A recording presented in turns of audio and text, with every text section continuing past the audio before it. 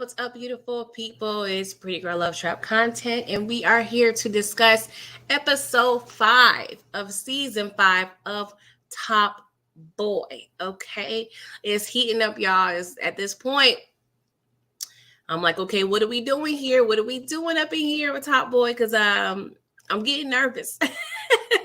Getting nervous. One more episode left, and yeah, it's really getting thick and very much confusing in terms of the actions of some people. Okay, please make sure you are liking this video, subscribe if you're not already a subscriber, and let's get into it. If you're watching the replay, please jot down your thoughts in the comments, and we'll discuss then. Okay.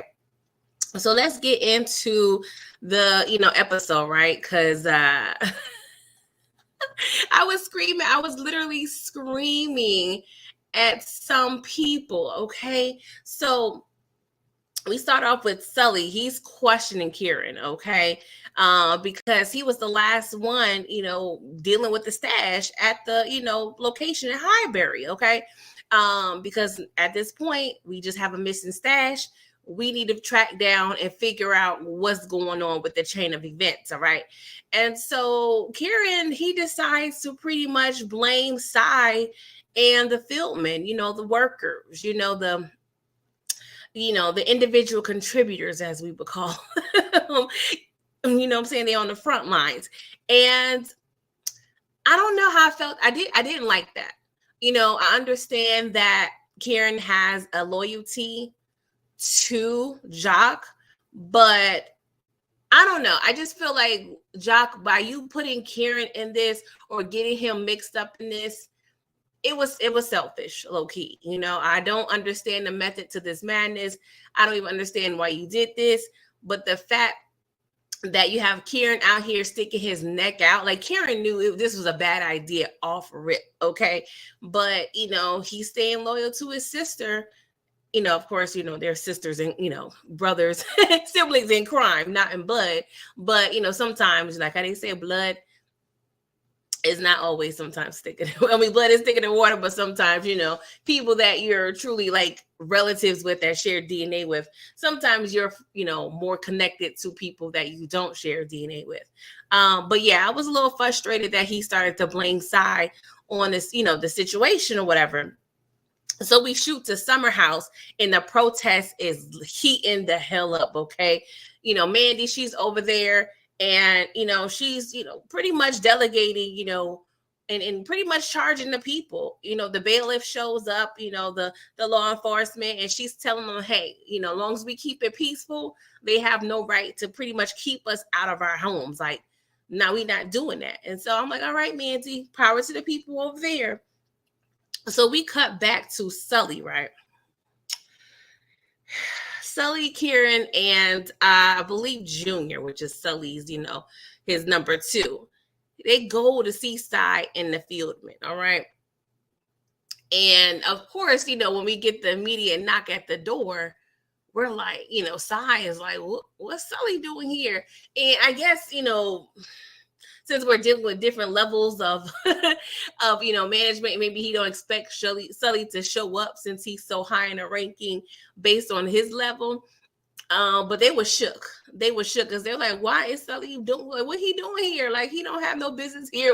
Actually, this is his business, but he don't pop up that normal, whatever. So they open the door, and Sully is already immediately pressing these people. Okay, we got the crew in the house, and then we also have Steph's on the couch, so he's witnessing this whole thing. So he's always having to look in Sully's face. Like, I can't even imagine the thought process or the psychological internal warfare I must have to go through to really look at my brother's unaliver.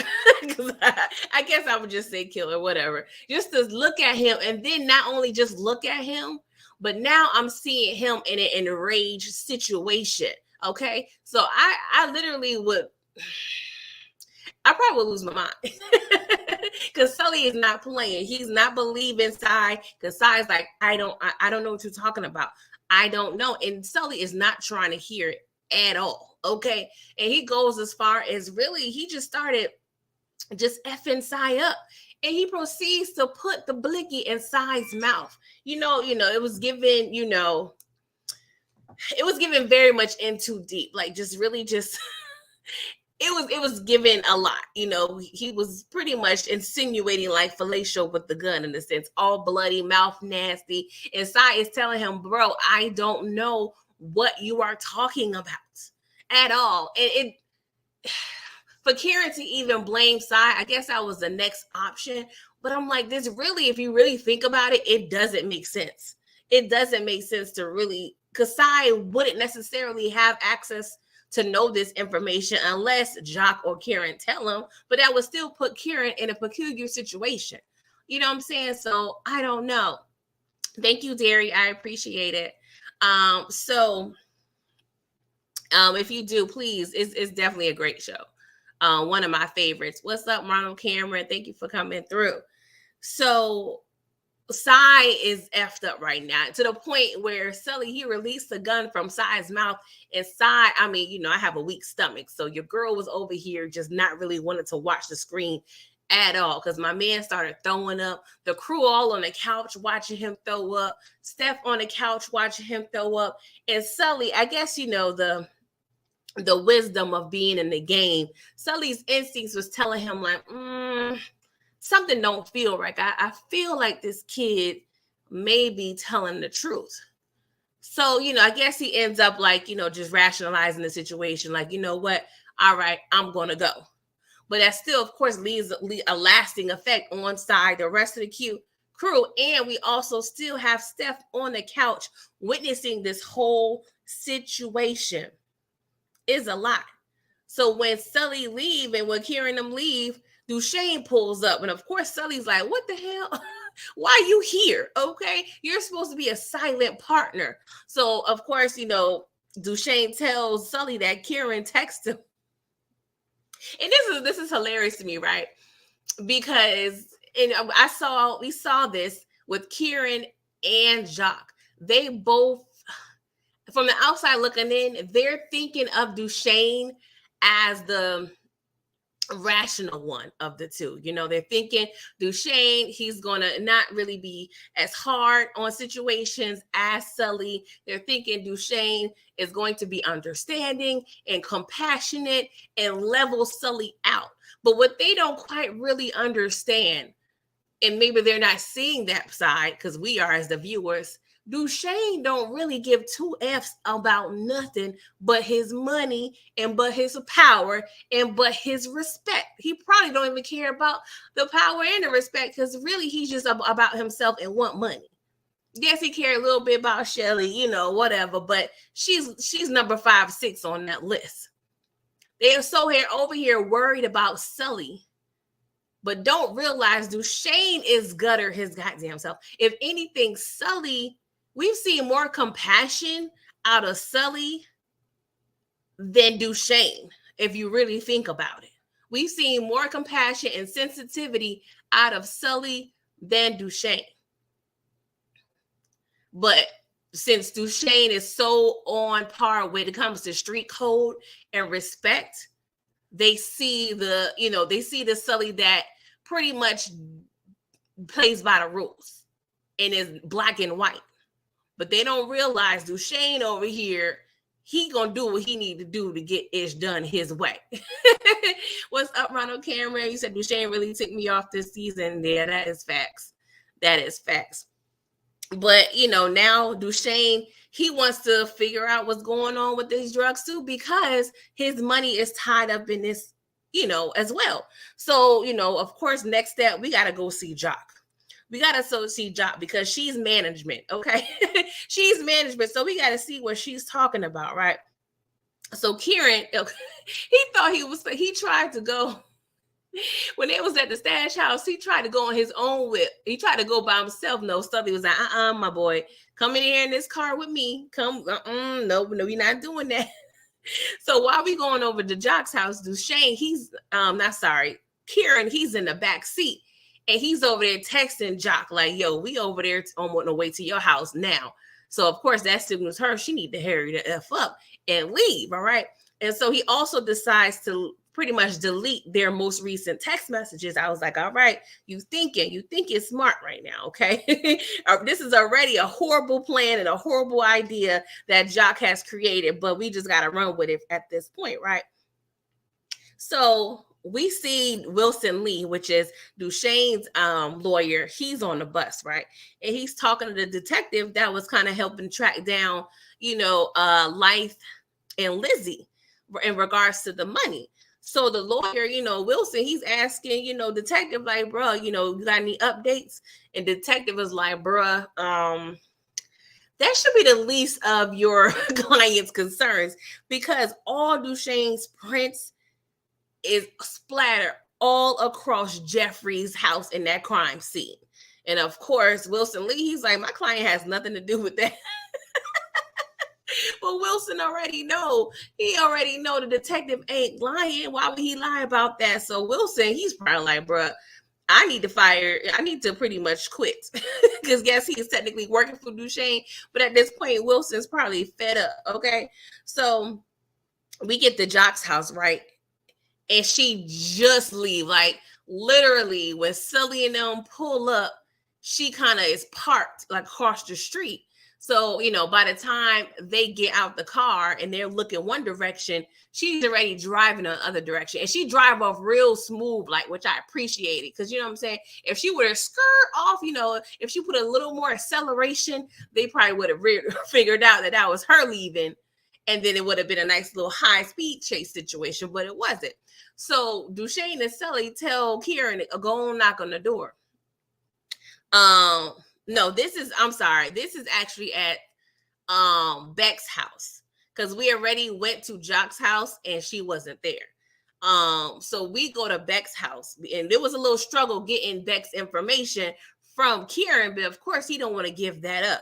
So now, we over there at Beck's house, and this was conflicting because at this point, Jock can argue the fact, like, dang, like you over here, making my girlfriend spot hot. But at the same time, Kieran kind of has to play along at this point. You know what I'm saying? You kind of put him in this situation.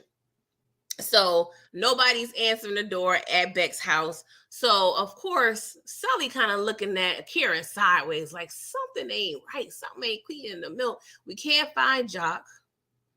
Cy over here don't know nothing because you blaming him. Let me see your phone, bruv. Let me see your phone. I'm thanking God that, Kieran deleted those text messages. So they look on the phone. They didn't see anything, right? So they let, Kieran go for the day. They was like, all right, your services are no longer needed. You could go on by your merry way, bruh. So back at Summer House, we see the enforcement agency. They over there, just trying to knock on doors, pretty much evict the residents or whatever. And they get to one house, and this one family was like, you know what? Okay, cool. We're tired of fighting, because they ended up opening the door. Some people wouldn't even open their door. But Mandy's right there. She was like, no, you don't have to do it. And they're like, Mandy, we're tired. We're tired of fighting. We just going to go ahead and leave. So Mandy, she's a little disappointed. But I don't know. I can't even imagine being in that type of situation, like that dire straits, like you're at somebody else's beck and call. Like, I can't even imagine. So, I'm definitely feeling bad at this point for the Summer House residents. So Jock and Beck, they kind of pull over at a certain point. And Beck she's like, what's going on? Like, you got me over here. I got this baby. You dragged me out my house. I got a bunch of work calls and stuff that I had to cancel. Like, what's going on? Like, you said we got to leave. Cool. But how long? For a week? A month? And Jock already know you pretty much got to be gone forever, ever. Because you can't sneak around town 10 years later. You never know. The block still may be hot.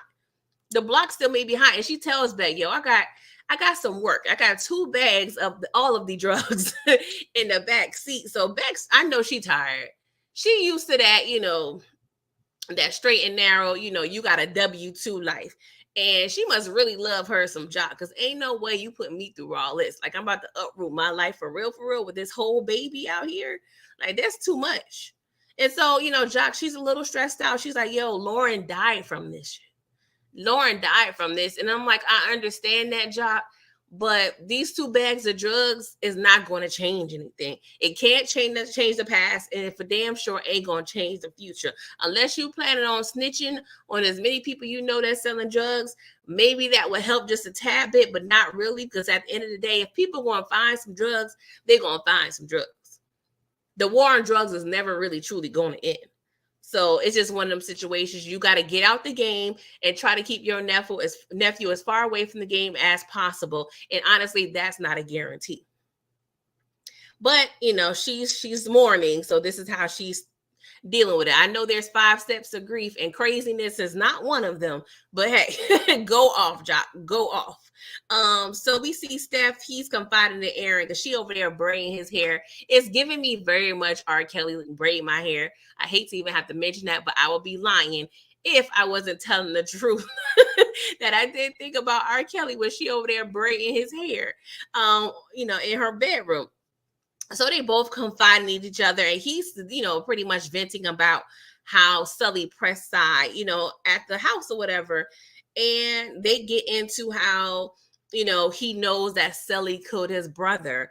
And then now we hear Aaron talk about the last scene, that she was with her, father. If y'all can recall,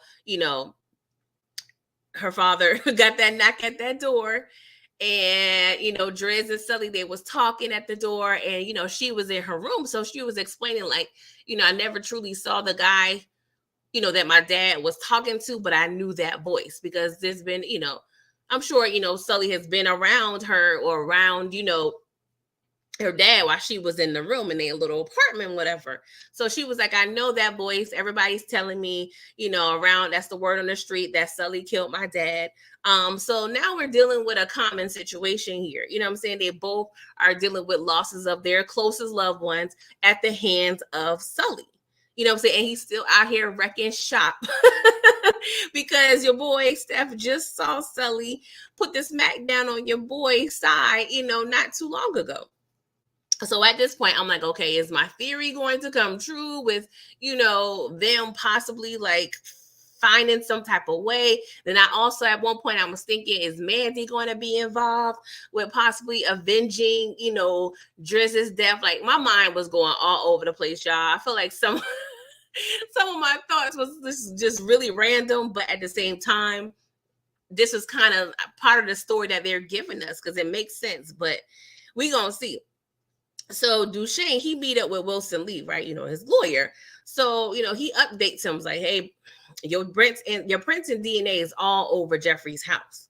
I suggest that you get out of the country, okay? And Duchesne was like, well, that's gonna hard to do because all my, my passport, everything is out that, in my house. It's in a whole nother name, so I won't have a problem leaving the country. But his lawyer, also state like there's so many things with facial recognition. Even with a passport with a different name, it's still going to be hard getting out of the country. But he said, you're just in luck because I know a guy, okay? Isaac, he can get you out the country. It's just going to be a little small fee.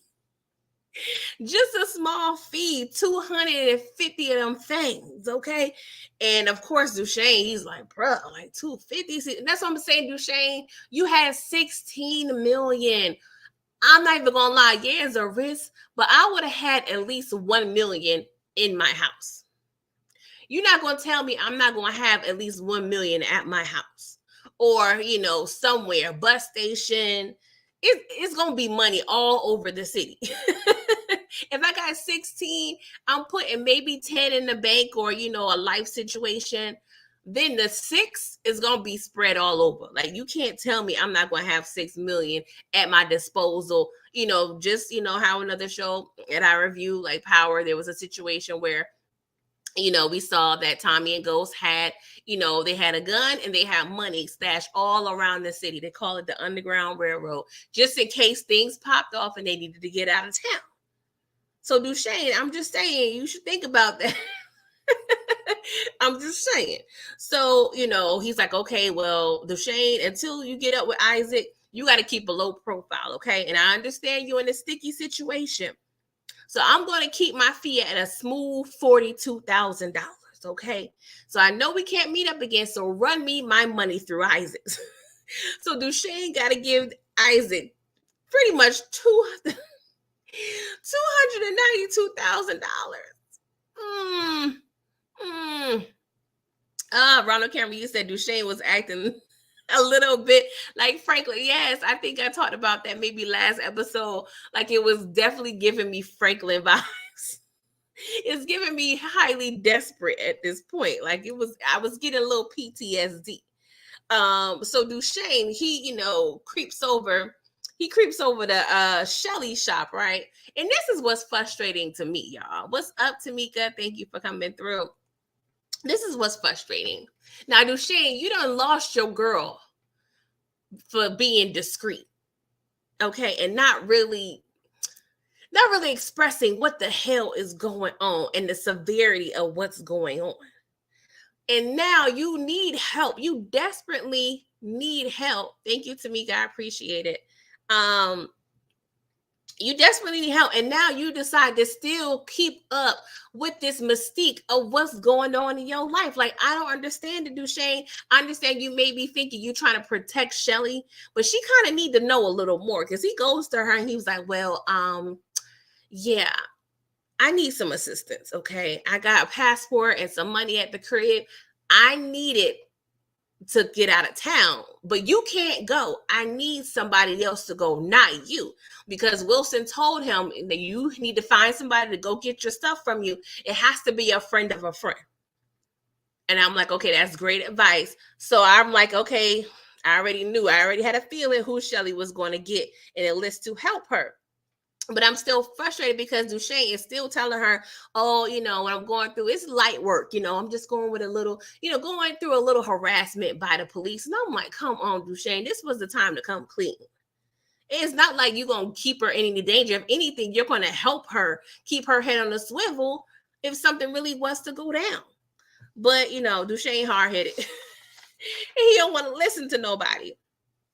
So, y'all, Sully, he's over there at the little normal meeting spot where him and Duchesne is normally at, right? Which is, a cute little spot. I like the little setup, real basic, but give me vibes, right? So we see Jock walk in. And Sully looked at Jock just how I looked at that screen, like I saw a damn ghost. Okay. I'm like, Jock, what the hell are you doing here? Sully, I was a little nervous, right? Because this was the last thing we thought we was going to see. All right. So she goes to Sully. And don't get me wrong, I love the relationship and the rapport that Sully and Jock have established throughout the years. You know what I'm saying? Jock has always been dependable and loyal to Sully. She even protected Sully. Like even maybe 2 episodes ago, she was telling Steph and the rest of the crew, like, yeah, Jamie killed Kit. But no, Sully did not kill Jamie. Like she was over there trying to protect him in these streets. Even though I think everybody already kind of knew Sully did it. But at the end of the day, I feel like Jock thought she built up enough rapport with Sully that he would be a little more forgiving and compassionate towards her, right? And that kind of felt a little bit too, but at the end of the day, Sully is by the book. There's a drug dealer, savage man handbook, okay? And the UK version states, you got to follow the rules regardless of who it's regarding. You got to follow these rules. Sully is not going to veer from no facts at all. Because Jacques was like, yo, I don't want to deal with this. The food is killing us. It's killing our community. I don't even know what I'm doing anymore. And, he was pretty much like, what this got to do with me? What that got to do with me and my drugs, Jacques? That ain't got nothing to do with me. Lauren gone, the drugs she took gone. Like, what else do you want? It's giving Tyrese, what more do you want from me? And he straight up told Jock, like, Lauren killed herself. Don't put that on me. So Jock was like, okay, I can return your drugs. No problem. I ain't touch it or nothing. It's all going to be there. I just need you to guarantee a pass. I just need you to guarantee a little passy pass for your girl. I think I done build up enough loyalty for you to grant me that. But I Jock, you don't understand. Sully does not play around. He gives 0 F's when it comes to this game. You done stole from this man. And don't get me wrong, 15% of me was like, maybe Sully understand based on what she's going through, and she was very upfront and honest about the Lauren situation. But yeah, no, it's not gonna work with Sully. That is true, Ronald Cameron. Sully already gave Joc a pass last year with all that stuff. With it says yes, Duchesne and Sully. Yeah, you are definitely right about that, Ronald. You are definitely right about that. Thank you for bringing that up. Thank you for bringing that up. So yeah, Joc, yeah, you pretty much exceeded you exceeded your options at this point, right? So, she asked him, like, what's up about this past? He was like, I don't even trust you no more.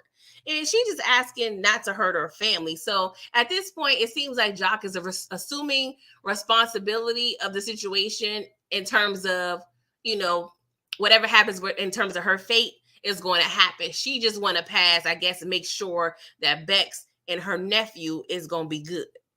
And then y'all,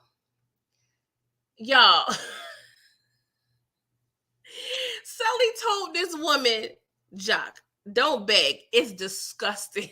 Yo, when he said that, it was so fire and so savage and so heartless. I didn't even know how to feel when he said that. Like, the way the actor delivered that line was so raw and so on point. Like, I wanted to do a little hand clap. Whoever wrote that line, please, I hope you get a little bonus, because that was so fire. The way he delivered that, he was like, don't beg. It's disgusting. Yo, I love that. I love that line. Oh my God. And so of course Joc looking like, dang, this really ain't gonna work. The sympathy card is not gonna work right now. Meanwhile, we got the feds, they over there doing recon on Duchesne's spot. All right. So we see Naomi, she's walking up on, Duchesne Street. And I already knew, like I pointed out in previous review, like there's no reason why they keep saying her name in these episodes. She got to be coming into play some type of way in this season later on.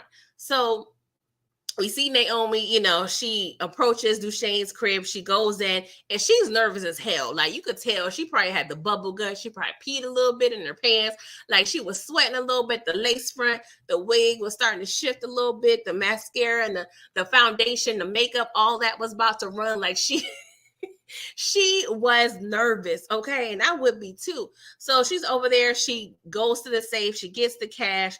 She get the passport. And so, she pretty much completed her assignment. But Duchesne, why did you decide to be watching her in this situation the entire time? Duchesne is on this very street and he's peeping this. And then the cops peep Duchesne. Like, let me know in the chat or in the comments, was Duchesne silly as hell being right over there? Like, it made no sense. It made no sense. Like, you could have just met up anywhere and retrieved your documents and your money. Like, why be right there? Like, you thought like she was going to do something shifty? Like, she really, she could, take your money. But at this point, like, what was you going to do? Like, was you trying to do the handoff right in your backyard? Like, I don't understand. But they go on this little chase. And your boy Duchesne was literally running for his life. Like, he was giving me very much track star, very much Usain Bolt. Like, he was getting it. But I don't know how far he was running, you know what I'm saying? Because we eventually gets to Summer House. So, it's a low-key riot / protest going on at Summer House. So he was able to pretty much escape and blend in to that. And I was like, ain't this about a... So he runs over to Summer House. Meanwhile, we see a cop car kind of come in, the situation. And this cop ends up hitting a little girl and killing her. And see, this is what I love about Top Boy, right? the little nuances, like the storytelling of it all, because they had scenes of this little girl like sprinkled in like the beginning and throughout the episode, because we saw the little girl, her little friend, it was a little Caucasian girl. So we see a little, black boy knock on her door. She opened the door, starts playing ball, with the boy. And I guess she said something cute, like it took you long enough or whatever. So we see them like playing throughout the protest, playing throughout the episode. And then this happens. Like, I love little things like that, like little callbacks. Like, I don't understand. With storytelling like this, there should not be any subpar television. Like, I don't know exactly who's behind Top Boy, if they are part of any other projects, but they need to release more. Like, this is one of the best, like, executed storytelling, of this particular genre that I've came across in a long time, right? So, Steph, he's at the group home. He comes in and he goes in his room and he has the blicky hidden that Sai gave him. So he starts, playing with it, and he goes in the mirror, he starts, posing with it and, reciting little lines. And I'm thinking these are lines that he envisions himself telling Sully or whoever it is, especially the guy who took his chain, anybody that kind of punked him or made him feel some type of way in terms of a loss. He's talking to these people, how does it feel? How does it feel to, have this on you, blah, blah, blah. So I'm like, okay, now are we setting up for Steph? Are we setting up for Steph to get in and get some work done? Like, I'm a little nervous. I really don't want this for him, right? So we see that happening. And we also see Dushane. He finds a way back into his mom's old apartment. And then, we see it's kind of like, deserted, but there's a couple boxes. We see like little picture frames of him as a kid, just very full circle moment. We made it back home. We made our way back home. So it's definitely, as a viewer, and I'm sure as a character, it's more of an emotional roller coaster, you know what I'm saying? Because it's like, oh, it feels familiar, but at the same time, look at where we've come, the journey he's went through as a child, through his adult life, and just to be here dealing with all this bullish, having to leave the country. So Jock calls him, and he ends up calling Jock back. And, she confesses the whole situation. I talked to Sully, and of course, Dushane, he ain't really trying to hear no compassion. He trying to have no compassion.